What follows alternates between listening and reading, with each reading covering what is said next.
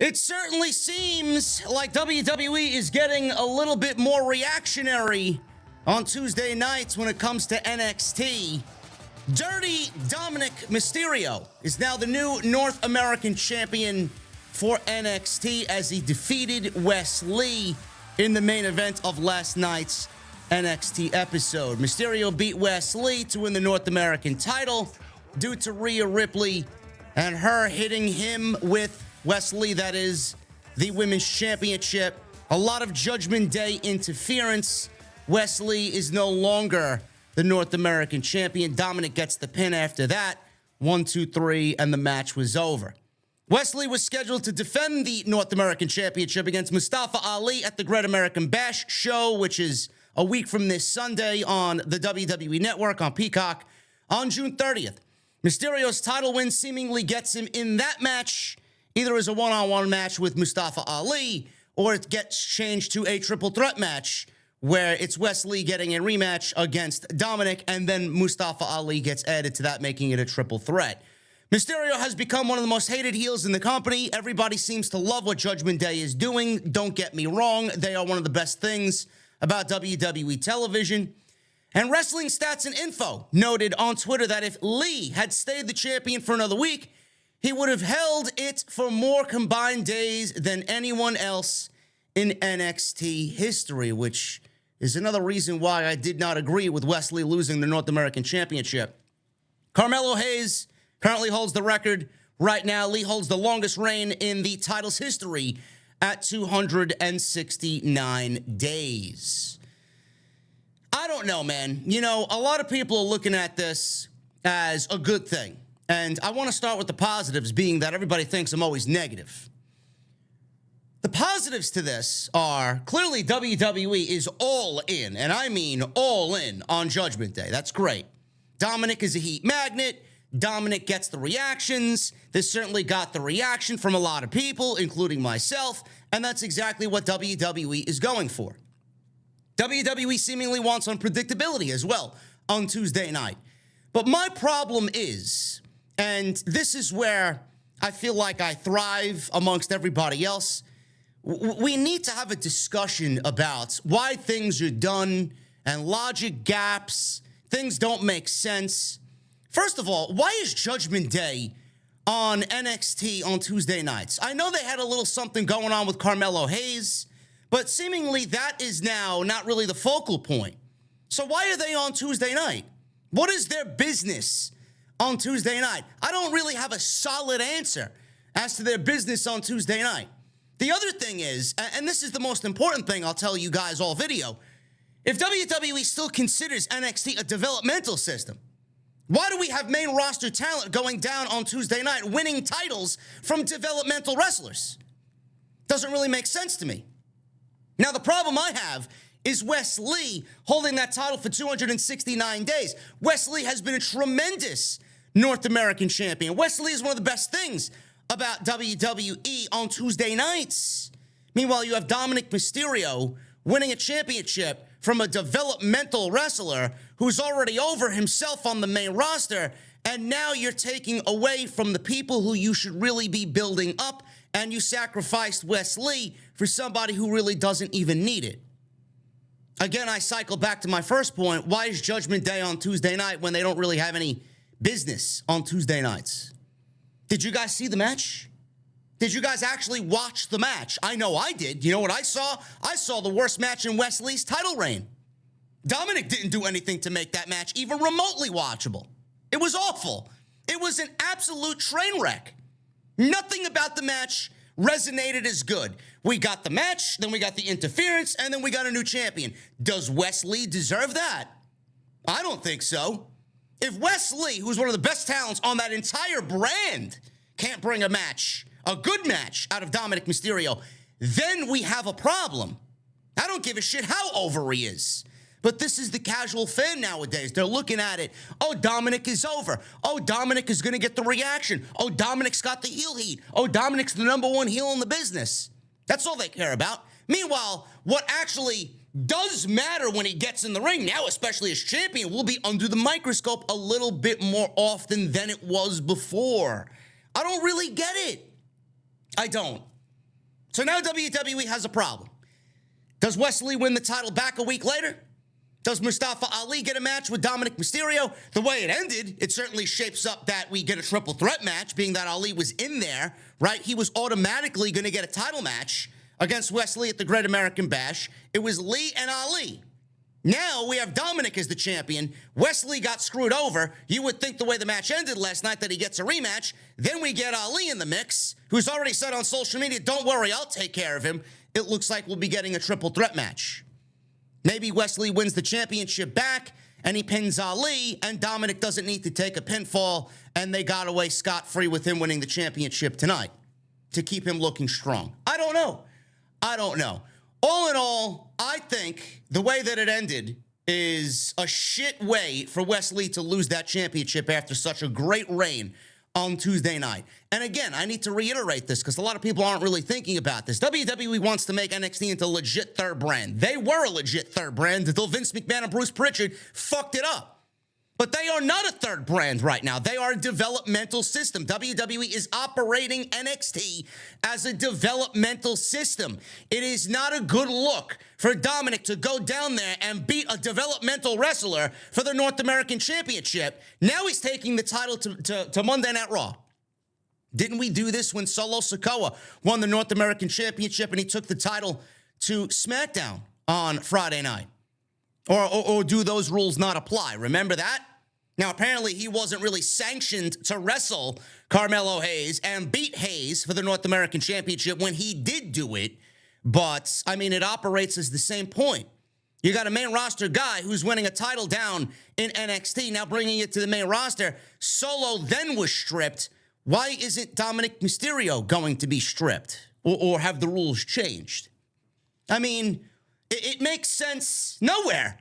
They want to change their rules. You know, some of the rules apply to some, and then the other rules that WWE comes up with, they fucking banish them for whoever they want. It's ridiculous. It's just a stupid look. It really is. Unpredictable, fine. It creates intrigue, fine. Some people think this is good story. I don't, fine. But when you got a crowd chanting, Dom can't wrestle, or Dom is not ready, and then he loses Wesley to a guy who almost dropped him on his head in the middle of the match. I mean, I don't know how anybody looks at this as a sound decision. Then you got Dominik. Here's another one for you. Then you got Dominik probably going after the tag team championships at SummerSlam against Sami Zayn and Kevin Owens. Is he going to be doing that with Damian Priest as the North American champion? I don't know, man. A lot of it really doesn't make sense. I honestly think that they did it for a shock value. And WWE is operating on Tuesday nights as, how can we get people talking about this? But do you really want to know what the basis of the situation is? The basis of the situation is, and the reason why Dominik won the North American Championship, just like how they sent Seth Rollins down to wrestle Braun Breaker for the World's Heavyweight Championship. WWE is actively seeking a TV rights deal for more money. They're going to get more money. They want NXT to be included in that. And if NXT is generating ratings, then they have a better chance of shilling it to the network on NBCU or to NBCU, shilling NXT to NBC Universal executives to keep NXT on Tuesday nights because they're not really doing anything major on Tuesday nights. I don't know if NBC Universal executives look at NXT as a loss and a terrible show on Tuesday nights. I don't know if they're happy with it or not. I don't know. But WWE is looking to generate any sort of interest, any ratings bump, any interest at all in the product so that they could take this to NBCU and say, hey, we're doing this on Tuesday nights. I think it's worth it if you guys keep NXT as a part of our deal on NBC Universal's package, TV rights deal. That's the only thing. And the Bloodline storyline is ending. Clearly, WWE is all in on Judgment Day. The Bloodline storyline is nearing an end. It is. Whether you like it or not, it's nearing an end. Judgment Day is their meal ticket. They're looking at Judgment Day as the successor to the Bloodline. How that's going to be possible, I don't know. They're not even comparable.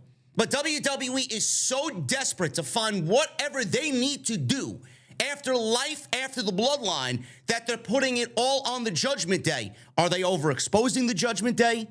Is Judgment Day getting a little too much on WWE TV? Is WWE really going to create an intriguing storyline with the Judgment Day like they did the Bloodline? I don't know, man. That is murky water right there.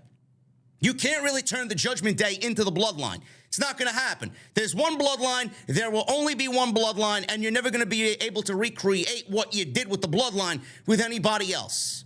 It's not going to work out. At that point, it's going to be unnatural. You're going to be forcing it, and it's not going to really come off as genuine. There's a lot of missteps here with this. There really is. I'm not saying that I don't like Dominik or Judgment Day, but I need you guys to understand the reality of the situation.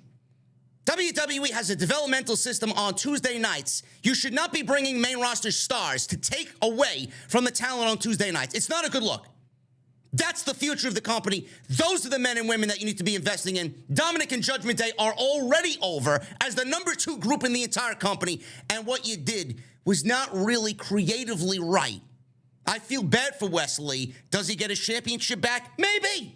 Maybe. And then everything that I ranted about will be a moot point. But right now, it's not really a good look for WWE. Sound off in the comments below. Let me know what you guys think. Pinpoint out what you like and what you don't like about it. I'm genuinely curious to see what you guys think about Dominik Mysterio winning the NXT North American Championship. Moving on. Speaking of Monday Night Raw, there's a feeling of optimism on Monday Night Raw surrounding 2 of the female stars. The new NXT, or not NXT, the new WWE Women's Tag Team Champions. Right now, we have Raquel and Liv Morgan, no longer the tag team champions, as they lost them to Chelsea Green and Sonya Deville on Monday night. WrestleVotes is reporting that there's a feeling of optimism from the company around the new, I keep calling it the NXT. It doesn't really matter. They were both worthless. A sense of optimism around the new WWE Women's Tag Team Champions, Chelsea Green and Sonya Deville, with hopes the two can stabilize the tag team titles with a substantial run as champions.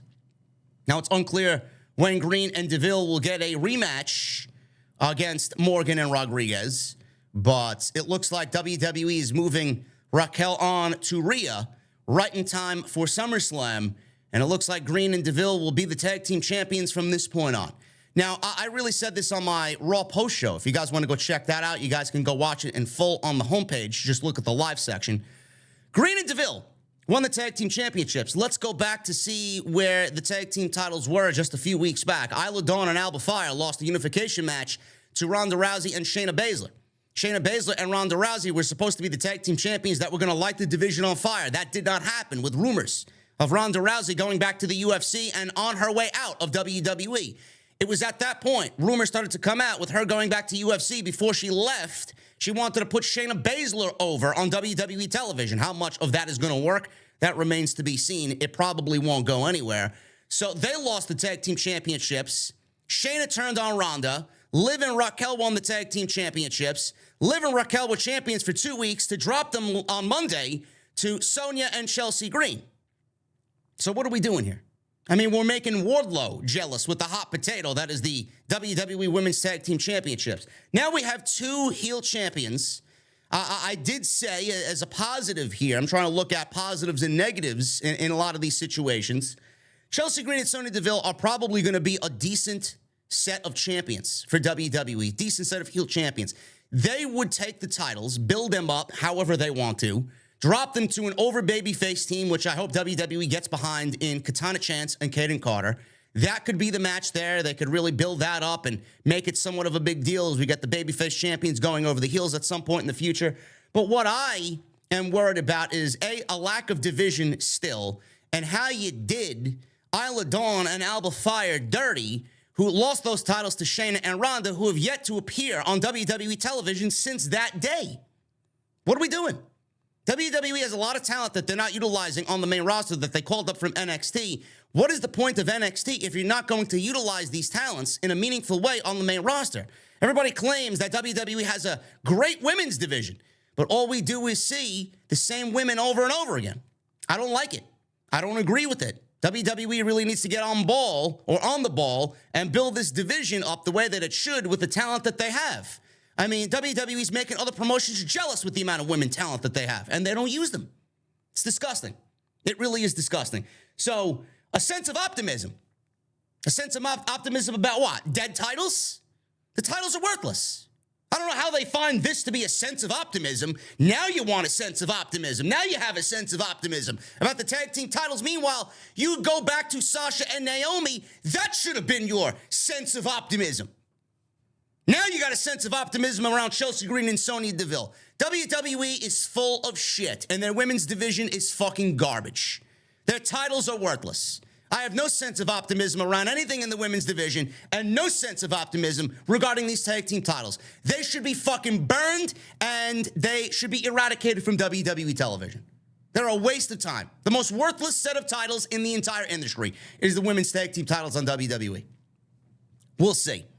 We'll see what happens. WWE is bringing back an old WCW event. According to PW Insider, WWE is set to revitalize the Uncensored pay-per-view, or PLE. The Uncensored shows in 1998 and 1999 were promoted as co-branded WCW and NWO events, in fitting with the storyline conflicting, raging within the promotion at the time between WCW and the NWO. WWE have since revived several WCW show names in the past, including the Great American Bash, Halloween Havoc, and Starrcade. Starrcade used as a house show on the main roster, and Halloween Havoc and the Great American Bash used on NXT television. It looks like we may be getting Uncensored on NXT because that's what they usually do. NXT is more prone to using WCW events and show names. Vince McMahon would not allow that, even though we did War Games on the main roster, which I'm very curious to see if we do War Games again this year on the main roster. Triple H had War Games every single year on NXT. It was a staple in the month of November, December. So WWE now doing it last year and then not doing it this year kind of opens it up to show you who's running creative, if that's the point. But Vince doesn't like reusing WCW IPs, even though they own it, because Vince didn't create it. Vince wants his vision on the main roster. So Halloween Havoc would make sense on the main roster. Don't worry about it. I own it. I don't want to use it because it's not my idea. You guys could use it down on NXT where nobody really gives a shit.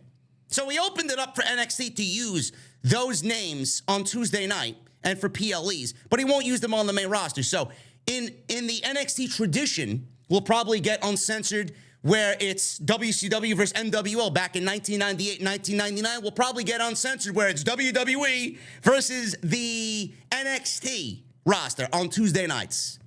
That's what I see happening with the Uncensored show. It's probably going to be an NXT thing, and they did revitalize the other ones, so I don't see why not.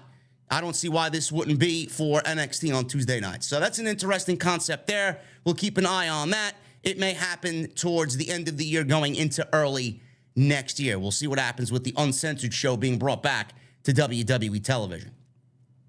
And finally, guys, major story here on the new Wyatt family that was supposed to be on WWE television. Bray Wyatt's puppets were supposed to be alive, as rumored and speculated by many people on social media. It could have happened.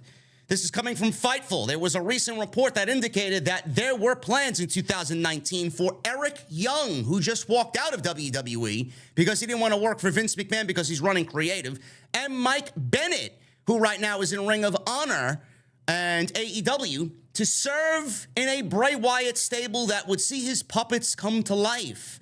As it turns out, there is actually some truth to this, stemming from a Metro article a couple of years ago. Fightful learned that prior to their releases in 2020, there were pitches from Paul Heyman to have Mike Bennett and Eric Young involved in Bray Wyatt's universe.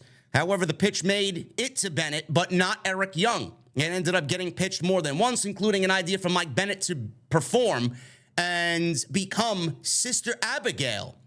Though there was a word in the report that plans were canceled, but we're told at Fightful the pitches didn't actually get that far. However, there were more recent ones that did. Eric Young's creative in WWE would have likely put him in a pretty significant spot within the company, and Fightful Select is reporting that Eric Young requested and was granted his WWE release this spring before serving out his non-compete clause and returning to Impact Wrestling at Slammiversary this past weekend. Despite never appearing for WWE after signing in November, there were creative plans in order for him that included Bray Wyatt's universe. Young was to be involved in a new style version of the Wyatt family with both Bray and Bo Dallas, which I would have loved if it came to fruition. It did not. Bo Dallas was portraying Uncle Howdy on WWE television, as you guys know, and Fightful was told that the creative plans were set in January and would have kicked off after WrestleMania. However, Bray Wyatt was sidelined with an illness, undisclosed illness, and neither he or Bo Dallas have yet to return to television. Bray Wyatt was rumored to wrestle Bobby Lashley at WrestleMania, which would have made absolutely no sense, seeing how the Bray Wyatt storyline took him from one thing to Bobby Lashley, and it did not make any sense. By the time the angle would have started, Young asked for his release, citing moral and creative reasons tied to working with Vince McMahon as the reason why he wanted to leave. Good for him.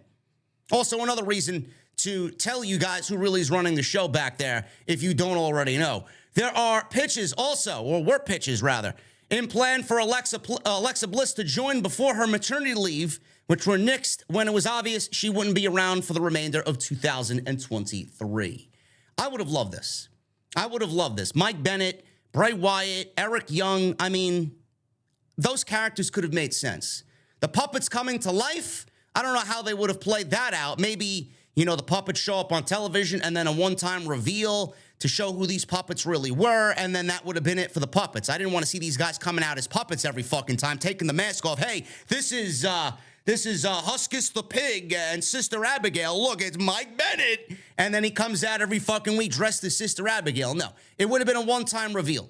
And then we would have had Mike Bennett, and he would have fit the look. He would have been given a character makeover. Same thing with Eric Young. He takes the fucking mask off, whoever he's going to portray, and that's going to be the new Wyatt family along with Bo Dallas, who's going to take the mask off and pretend he's Uncle Howdy. I would have loved to see this.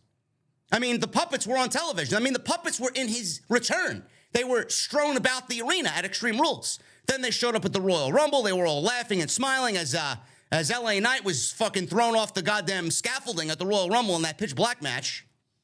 I mean, it is what it is. Or who got thrown off there? LA Knight or Bray? I don't even fucking remember. The match was so terrible. Regardless, I think this would have been cool. It would have given Bray Wyatt a little bit more of, I would say, a throwback to the old that we desperately want to see from him on WWE television. I don't even know if he's going to be coming back to television. I mean, we're talking about the Wyatt family, what we want to see, what we would have done. We don't even know if he's coming back.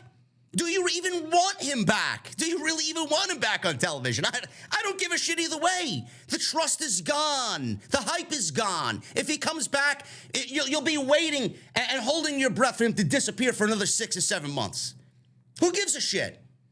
It looks like it's time for Bray to leave the WWE and not be involved in WWE, and we don't even know why he isn't back yet.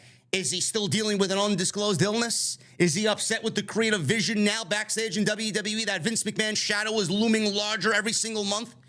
Who knows? Who knows if he even wants to be back knowing what's going on back there?